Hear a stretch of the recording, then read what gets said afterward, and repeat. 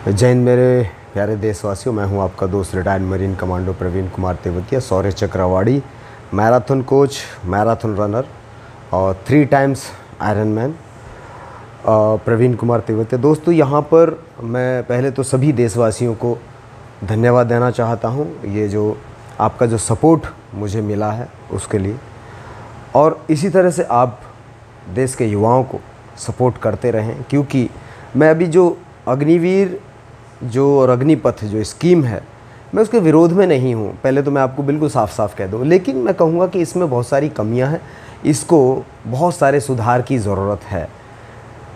अब क्या क्या सुधार किए जा सकते हैं? पहला सुधार तो ये है दोस्तों कि एक व्यक्ति, एक युवा 3 जगह पर अप्लाई कर रहा है।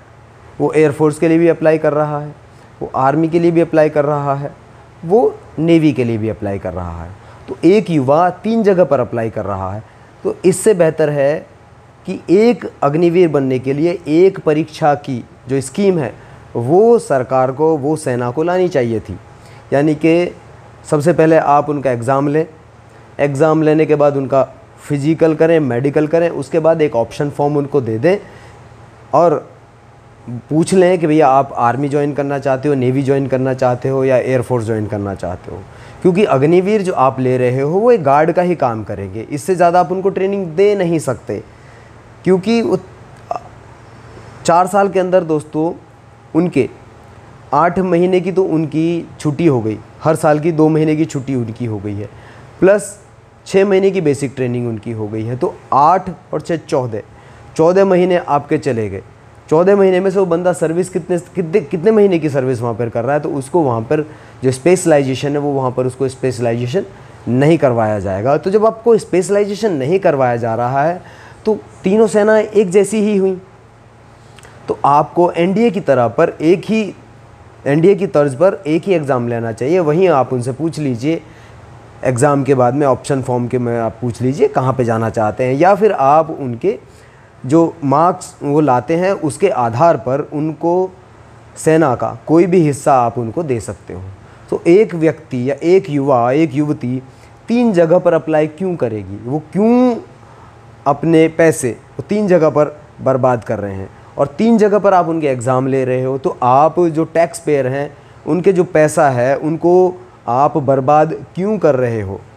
क्यों आप बार बार 3 जगह पर एग्ज़ाम क्यों ले रहे हो? आप एक ही सिलेबस बनाइए, एक तरह का कोर्स रखिए, एक तरह का एग्ज़ाम रखिए, और जो भी उसके अंदर पास करता है उसको आप अग्निवीर बनाकर सेना के विभिन्न हिस्सों में ड्यूटी के लिए भेज दीजिए। ठीक है, ये पहली बात हुई। अब यहाँ पर मैं टेक्निकल पॉइंट पे आना चाहूँगा कि भैया अग्निवीर की आवश्यकता इस देश को क्यों नहीं है, क्यों एक रेगुलर आर्मी की आवश्यकता है।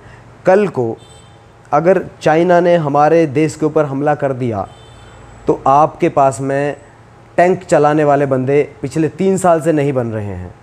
आर्टिलरी जो आरटी की बड़ी बड़ी गन्स आप लेकर आ रहे हो, उनको चलाने वाले बंदे पिछले 3 साल से नहीं आ रहे हैं। और मैं क्यों 2.5 साल भर्ती का हो गया, दिसंबर से पहले इनकी ज्वाइनिंग नहीं है, और जब दिसंबर से पहले ज्वाइनिंग नहीं है प्लस 4 साल के बाद ही ये इसके अंदर जाएंगे स्पेशलाइजेशन के लिए। 7 साल हो गए। 7 साल का मतलब है कि आपकी डेफिशिएंसी वो पूरी कौन करेगा? इस 7 साल के, अभी 4 साल और हैं, 4 साल के बाद इनको स्पेशलाइजेशन के लिए भेजा जाएगा, तो उसमें भी कम से कम 6 से 7 महीने की ट्रेनिंग होती है। अब यहाँ पे रेडियो ऑपरेटर की बात करते हैं, जो कम्युनिकेटर होता है, वे एक दूसरे को सिग्नल भेजते हैं, वही कोर्स कम से कम 1 साल का कोर्स होता है, वो भी बिल्कुल बंद हो चुका है। अब आप स्पेशलाइजेशन के लिए कब भेजोगे किसी को? दूसरी बात यह है कि भैया आप जो इंजीनियरिंग कोर है, इंजीनियरिंग है, वो भी नहीं बचा। इंजीनियर नहीं है आपके पास में, कम से कम नेक्स्ट 4 साल के लिए इंजीनियर नहीं है। प्लस पिछले 3 साल से आपके पास में इंजीनियर नहीं बन रहे हैं। नेक्स्ट में आते हैं दोस्तों, जो एएससी है, सप्लाई कोर है, उसमें आपके पास में कोई बंदे नहीं हैं, नए बंदे नहीं आए हैं, आगे 4 साल तक बंदे नहीं आएंगे। प्लस मेडिकल असिस्टेंट वो नहीं। अरे कौन आपको सपोर्ट करेगा? किस तरह से आपको सपोर्ट करेगा? दूसरी बात यह है कि अगर ऐसे में युद्ध हो जाता है तो ये 4 साल वाले जो बंदे हैं, अग्निवीर हैं, क्या ये जाकर युद्ध लड़ेंगे? जब इनको युद्ध का प्रशिक्षण ही नहीं है, जब इनको युद्ध का ट्रेनिंग नहीं दी जाएगी तो ये युद्ध कैसे लड़ेंगे। ओनली बेसिक ट्रेनिंग, परेड और गन चलाने से ही सब कुछ नहीं आता है।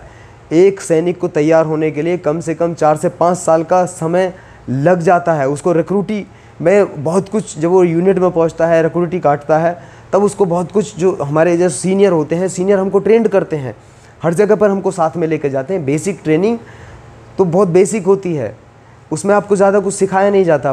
प्रैक्टिकल आप यूनिट में जाने के बाद में जब स्टाफ बन जाते हो, तब जाकर आपको बहुत कुछ सीखने को मिलता है। अगर ऐसे समय पर हमला हो गया, किसी देश ने, अमेरिका जैसी कंट्री ने, रशिया ने, चाइना ने अगर हमारे ऊपर हमला कर दिया, पाकिस्तान ने हमला कर दिया, तो ये जो अग्निवीर हैं ये तो लड़ेंगे नहीं, ये तो हथियार डाल के भाग लेंगे। क्यों? इनके ऊपर कोई सीमा ही नहीं है, ये किसी रूल रेगुलेशन से नहीं बंधे हुए हैं। इनका आप कोर्ट मार्शल आप इनका कर नहीं सकते, तो ये जाएंगे कहाँ? आप इनका कुछ नहीं कर सकते तो भाग जाएंगे। क्योंकि भैया मैंने देखा है, जब गोलियां चलती हैं ना, तो अच्छे अच्छे की ना बैंड बज जाती है। अब नेक्स्ट में आते हैं दोस्तों, आपने कहा था कि जो शहीद हो जाएगा उसको 40 लाख दे देंगे, बहुत अच्छी बात है। मैं आपकी जो ये अग्निपथ स्कीम है, जो पॉलिसी है, मैं उसके विरोध में नहीं हूँ, लेकिन मुझे क्लियरिटी दे दीजिए कि भैया इस देश के अंदर का कभी हमला हो गया, तब पुल कहाँ से बनाओगे? अगर आपका हमारा ब्रिज टूट गया तो जो इंजीनियरिंग कोर ब्रिज कहाँ से बनाएगी? कोई बंदा इंजर्ड हो गया तो उसको जो सपोर्ट करने वाले और मेडिकल असिस्टेंट हैं वो कहाँ से लाओगे आप? और यहीं पर बात आती है ड्राइवर कोर की। ड्राइवर कोर कहाँ से बनाओगे? पिछले 3 साल से नहीं है, और अगले 4 साल तक कोई परमानेंट ड्राइवर नहीं बन पाएगा, क्योंकि आपने जो पॉलिसी इम्प्लीमेंट की है वो देश के लिए, देश की सेना के लिए बहुत ही उपयोगी नहीं है। इसमें सिर्फ और सिर्फ देश की सेना का स्तर है वो घटेगा, बढ़ेगा नहीं। जहाँ पर हम अपनी देश की सेना को सर्वोच्च और बहुत बेहतरीन मानते हैं, वहीं पर सेना का जो मनोबल है वो भी गिरेगा। प्लस अब मैं बात करता हूँ दोस्तों कि कितने ऐसे बच्चे हैं, यूथ हैं, जो सेना में जाके सुसाइड करते हैं। आप गूगल करके चेक कर सकते हैं। प्लस हमारे मंत्री साहब का स्टेटमेंट है जो पार्लियामेंट में दिया गया था, उसको आप चेक कर सकते हैं कि काफ़ी बच्चे सेना के अंदर सुसाइड करते हैं। अब जब वो 4 साल वाला बच्चा वहाँ जाएगा तो सुसाइड केस कितने बढ़ जाएंगे, क्योंकि वो डिप्रेस हो जाएगा जब उसको लगेगा कि अभी उसकी नौकरी जाने वाली है, अब उसका सब कुछ ख़त्म होने वाला है। तो बहुत बच्चे ऐसे होंगे जो मानसिक रूप से वो क्षति हो चुके होंगे और वो कभी भी ऐसा डिसीजन ले सकते हैं जिससे उनकी हानि हो। वो सुसाइड भी कर सकते हैं और दोस्तों इसके साथ साथ वो किसी और को मार भी सकते हैं। सो ये मानसिकता वाली बात है कि भाई आप देश को सही स्कीम दे रहे हो, लेकिन उस स्कीम के अंदर इन सब चीज़ों की बात हुई ही नहीं है। दूसरी बात यह है कि अगर शहीद नहीं हुआ, उसको गोली लग गई, वो पैरालाइज हो गया या मेरी तरह इंजर्ड हो गया, जो आज भी मुझे इन्फेक्शन होते हैं, तो उसके लिए आप क्या कर रहे हो? अगर वो बंदा कल को एडमिट हो जाता है आके फोर्टिस, मैक्स, वेदांता जैसे हॉस्पिटल में, उसका तो एक बार में ही 10-15 लाख का बिल आ जाएगा। उसके लिए तो आपने कभी कोई बात ही नहीं की है। सो दोस्तों, मैं कहूँगा कि सरकार को इन सब चीज़ों के बारे में, और प्लस तीनों सेनाओं के चीफ को बैठकर इस पे विचार विमर्श करना चाहिए कि हम क्या कर रहे हैं और हम इस देश को क्या देने जा रहे हैं। और देखो, कल को पाकिस्तान ने हमला कर लिया, हम किससे लड़ेंगे? हमारे पास तो वेपन भी नहीं है। क्या हम डंडे से लड़ेंगे? क्या हम किसी और से? वो तो सीधा बॉर्डर के अंदर से घुसना शुरू करेंगे, टैंक लेकर आएंगे, मिसाइल लेकर आएंगे। हम कैसे लड़ेंगे? और जो हमारी जो सेना है वही तो रोक सकती है उनको। उसी को आप छीन कर रहे हो, उसको ही कमज़ोर कर रहे हो। तो क्या अब इतना बड़ा जो ख़रीदारी हो रही है डिफेंस की, वो जो इक्विपमेंट आप खरीद रहे हो उनको यूज कौन करेगा? आप एंटी मिसाइल सिस्टम जो लेकर आए उसको चलाएगा कौन? उसके लिए ट्रेनिंग कौन लेगा? यहाँ पे जो एयर डिफेंस सिस्टम है, एयर डिफेंस सिस्टम की जो कोर्स है वो भी काफ़ी लंबा होता है। तो आप दोस्तों इस तरह से ना सोचें।